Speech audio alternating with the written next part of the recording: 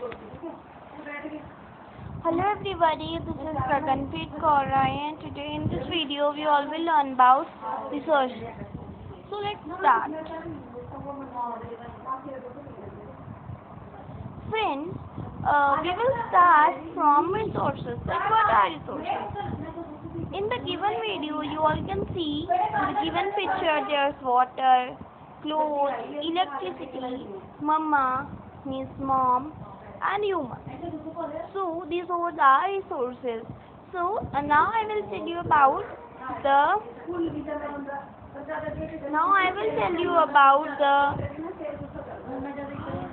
definition of resource. So what is a resource? Resource means an object which completes needs of a person or anything. So in this water is there. So water is essential and it completes the need of a person, a human, anyone.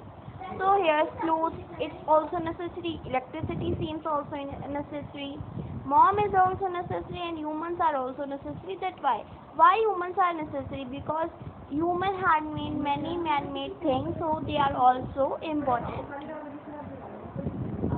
Now we will learn about types of resources. So first is natural resource. Okay, first is natural resource.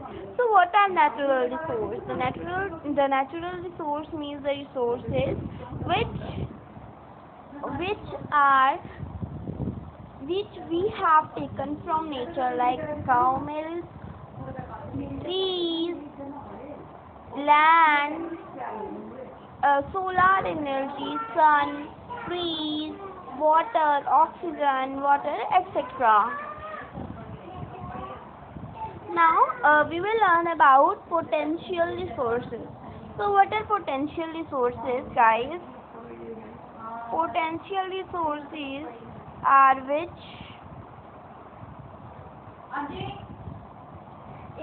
which are found in the area but not have been utilized, however, due to the lack of requirement. For example, Rajasthan and Gujarat have enough potential to produce solar energy due to cloudless sky and more temperature, but it doesn't use it. So here's also the pictures of potential resources, and this one is also a potential resource. Now next is biotic resources. So what are biotic resources? Biotic means living. Okay,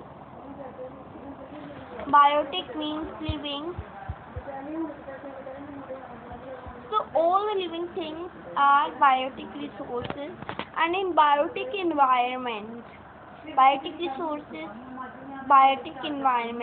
trees comes, water comes, trees, water comes. Okay.